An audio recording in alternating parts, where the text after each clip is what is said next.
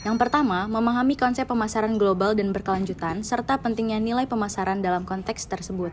Yang kedua, mengetahui perbedaan antara pemasaran global dan pemasaran lokal, serta dampaknya terhadap lingkungan dan masyarakat. Yang ketiga, mampu menerapkan strategi pemasaran global dan berkelanjutan yang berbasis nilai pemasaran untuk produk atau jasa tertentu. Yang keempat, memahami pentingnya keberlanjutan dalam pemasaran dan mampu mengidentifikasi peluang bisnis yang berkelanjutan. Yang kelima, mampu mengembangkan produk atau jasa yang berkelanjutan dan memasarkannya secara global dengan mempertimbangkan nilai-nilai pemasaran yang berkelanjutan. Yang keenam, mengetahui peran teknologi dan media sosial dalam pemasaran global dan berkelanjutan, serta mampu mengaplikasikannya dalam strategi pemasaran. Yang ketujuh, memahami pentingnya keterlibatan masyarakat dalam pemasaran global dan berkelanjutan, serta mampu mengembangkan program pemasaran yang melibatkan masyarakat secara aktif. Sebelumnya, kamu udah tahu belum sih apa itu pemasaran global? Kita lihat dulu yuk! Pemasaran global adalah strategi bisnis di mana perusahaan berupaya memasarkan dan menjual produk atau layanan mereka di berbagai pasar internasional dengan mempertimbangkan perbedaan budaya, bahasa, regulasi, dan preferensi konsumen di berbagai negara. Ini melibatkan adaptasi dan pengintegrasian elemen pemasaran seperti promosi, harga, produk, dan distribusi untuk mencapai tujuan bisnis secara global.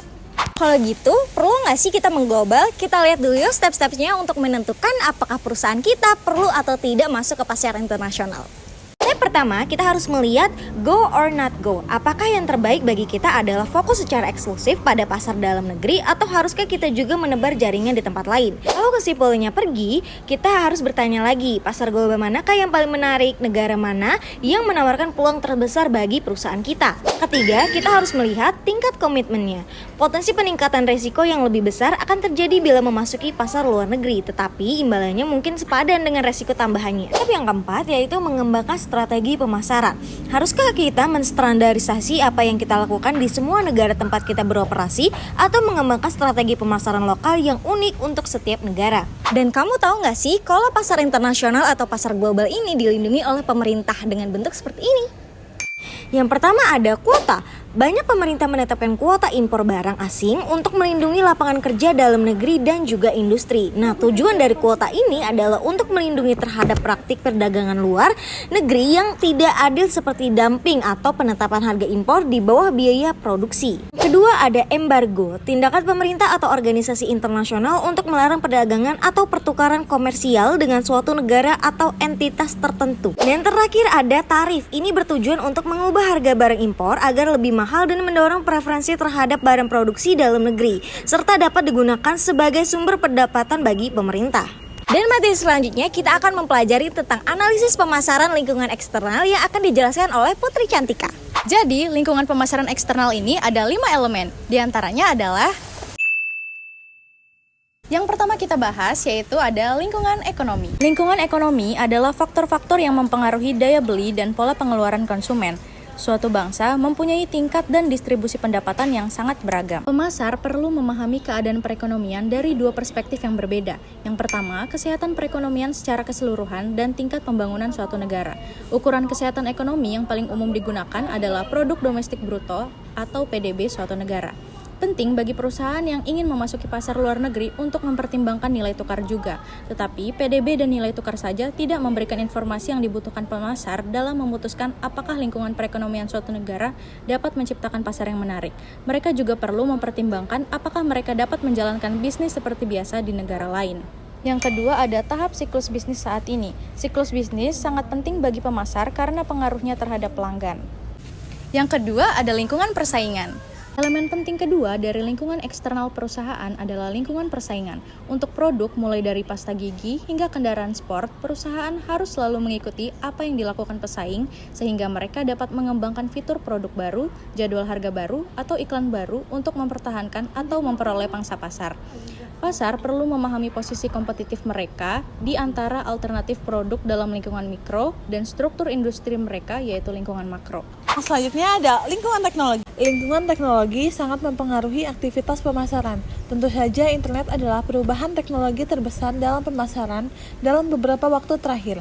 Penjualan online menawarkan kepada konsumen hampir semua hal yang mereka inginkan dan bahkan beberapa hal-hal yang tidak mereka yang tanpa harus meninggalkan rumah. keempat ada lingkungan politik dan hukum. Selanjutnya ada lingkungan politik dan hukum. Lingkungan politik dan hukum mengacu pada hukum dan peraturan lokal, negara bagian, nasional, dan global yang mempengaruhi bisnis. Dan yang terakhir ada lingkungan sosial budaya. Lingkungan sosiokultural mengacu pada karakteristik masyarakat orang-orang yang hidup dalam masyarakat tersebut, dan budaya mencerminkan nilai-nilai dan kepercayaan masyarakat tersebut.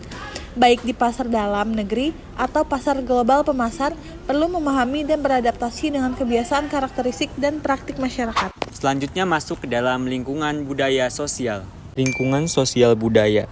Lingkungan sosial kultur mengacu pada karakteristik masyarakat, orang-orang yang hidup dalam masyarakat tersebut, dan budaya yang mencerminkan nilai-nilai serta kepercayaan masyarakat tersebut. Lingkungan sosial ini mencangkup beberapa poin. Yang pertama ada demografi.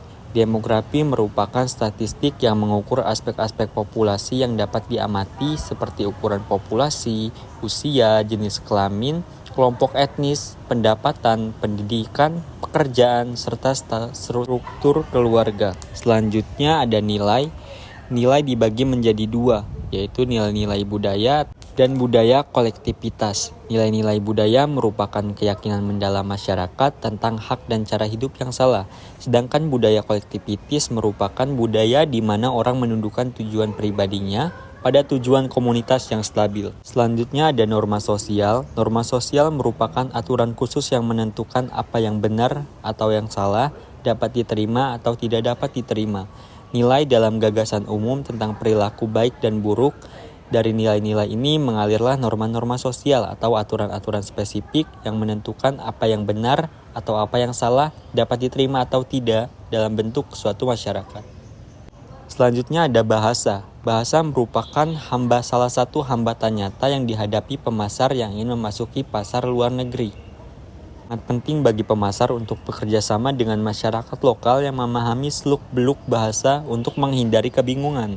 Selanjutnya ada xenocentrisme konsumen. Istilah xenocentrisme mengacu pada keyakinan bahwa negara lain lebih unggul daripada negaranya sendiri. Yang terakhir ada etnosentrisme konsumen. Etnosentrisme konsumen ini mengacu pada keyakinan bahwa kelompok nasional atau etnis sendiri lebih unggul dari yang lain. Masuk ke dalam gangguan di pasar global. Apa sih yang dimaksud dengan gangguan di pasar global? Mari kita simak. Masuk di pasar global, Merriam-Webster mendefinisikan gangguan sebagai tindakan atau proses yang mengganggu sesuatu, penghentian atau gangguan pada jalannya normal, atau kelanjutan dari berbagai aktivitas, proses, dan sebagainya. Dengan kata lain, gangguan berasal dari perubahan status. Beberapa sumber utama perubahan di seluruh dunia mengacu pada distribusi kekayaan, pendidikan, infrastruktur yang diperlukan agar bisnis dapat beroperasi, pemerintah, kesehatan masyarakat, demografi, perubahan lingkungan alam, telekomunikasi, serta teknologi. 4 strategi globalisasi yang mewakili tingkat keterlibatan yang meningkat. Yang pertama, ekspor. Strategi ini melibatkan penjualan produk ke negara lain. Perusahaan hanya menjual produknya dan tidak memiliki keterlibatan yang mendalam di pasar tujuan. Yang kedua, perjanjian kontraktual. Dalam strategi ini, perusahaan membuat kesepakatan kontrak dengan mitra di negara lain. Ini bisa termasuk lisensi, franchise atau kekayaan intelektual lainnya yang memungkinkan pihak lain menggunakan merek atau teknologi perusahaan. Selanjutnya ada aliansi strategis, melibatkan kerjasama antara 2 atau lebih perusahaan dari negara yang berbeda. Mereka berbagi sumber daya dan pengetahuan untuk mencapai tujuan bersama, tetapi tetap mempertahankan identitas dan kepemilikan yang terpisah. Yang terakhir ada investasi langsung. Dalam strategi ini, perusahaan berinvestasi secara langsung di pasar asing dengan mendirikan fasilitas produksi atau kantor cabang. Ini memungkinkan perusahaan untuk memiliki kendali lebih besar atas operasi di pasar tujuan. Semua strategi ini memberikan tingkat keterlibatan yang berbeda dalam globalisasi dan disesuaikan berdasarkan tujuan serta risiko yang ingin diambil oleh perusahaan. Beberapa strategi campuran pemasaran untuk P atau tidak untuk P. Strategi bauran pemasaran atau marketing mix strategis yang melibatkan 4 elemen P. Yang pertama ada keputusan produk, berhubungan dengan penentuan karakteristik produk atau layanan yang ditawarkan kepada pelanggan, mencakup desain produk, kualitas, fitur, merek, dan segala hal terkait produk fisik atau digital yang dijual. Yang kedua, keputusan promosi, mencakup semua upaya untuk mengkomunikasikan produk kepada pelanggan dan mempengaruhi persepsi mereka. Ini bisa melibatkan iklan, promosi penjualan, pemasaran media sosial, dan strategi komunikasi lainnya. Yang ketiga ada keputusan harga, berfokus pada penetapan harga produk atau layanan. Perlu dipertimbangkan biaya produksi, permintaan pasar, harga pesaing, dan strategi penetapan harga yang sesuai dengan posisi produk di pasar. Yang terakhir ada keputusan tempat atau distribusi. Ini berkaitan dengan cara produk atau layanan diantarkan kepada pelanggan, melibatkan pilihan kanal distribusi, lokasi toko atau distribusi, dan upaya untuk memastikan produk tersedia dengan mudah bagi konsumen. Keempat elemen ini saling berhubungan dan perlu dipertimbangkan bersama-sama dalam perencanaan pemasaran agar perusahaan dapat mencapai tujuan pemasaran yang efektif. Nah, sekarang kita akan membahas mengenai keberlanjutan. Keberlanjutan adalah suatu hal yang bisa dilakukan oleh pemasar untuk berbuat baik dalam mengembangkan bisnisnya dan mencapai kesuksesan. Apa sih konsep dari keberlanjutan itu? Dalam konsep keberlanjutan, perusahaan-perusahaan tidak hanya melihat keberhasilan finansial mereka, tetapi juga berfokus pada bagaimana mereka berkontribusi terhadap keuntungan sosial masyarakat dan menciptakan keuntungan lingkungan hidup. Saat ini, keberlanjutan sangat penting dan akan terus menjadi bagian dari strategis dalam praktik bisnis di masa depan. Karena semua hal yang kita butuhkan sekarang maupun di masa depan untuk mempertahankan kehidupan itu bergantung dan bersumber pada sumber daya alam di bumi ini. Sekarang ini pertumbuhan ekonomi sangat pesat, mulai dari negara maju sampai negara berkembang, sehingga menciptakan tingkat konsumsi keberlanjutan yang akan lebih besar lagi. Dan pengendalian iklim yang sudah semakin parah ini tidak akan lagi menjadi isu yang diperdebatkan. Setelah mengetahui konsep dari keberlanjutan, sekarang kita akan membahas mengenai cara-cara pemasar berbuat baik menggunakan konsep dari keberlanjutan. Cara yang pertama, keberlanjutan adalah keputusan dalam bisnis yang masuk akal. Pemasar harus memuaskan kebutuhan pelanggan dengan cara yang juga bermanfaat bagi masyarakat dan lingkungan, lalu memberikan keuntungan bagi perusahaan dan tidak merusak lingkungan. Cara yang kedua yaitu mengembangkan bauran pemasaran berkelanjutan. Kita dapat memeriksa bagaimana beberapa perusahaan telah menerapkan praktik pemasaran berkelanjutan dan mengumpulkan beberapa petunjuk tentang cara terbaik untuk melakukan hal tersebut harus menyesuaikan target pemasaran. Beberapa cara yaitu strategi sasaran pemasaran, strategi sasaran produk, strategi harga, strategi sasaran tempat distribusi, dan strategi promosi. Cara yang ketiga yaitu perilaku konsumen yang berkelanjutan. Pendekatan keberlanjutan tidak berakhir dengan perbaikan proses manufaktur. Pemasar juga perlu memotivasi pelanggan untuk mencari, membayar, dan menggunakan pilihan yang berkelanjutan.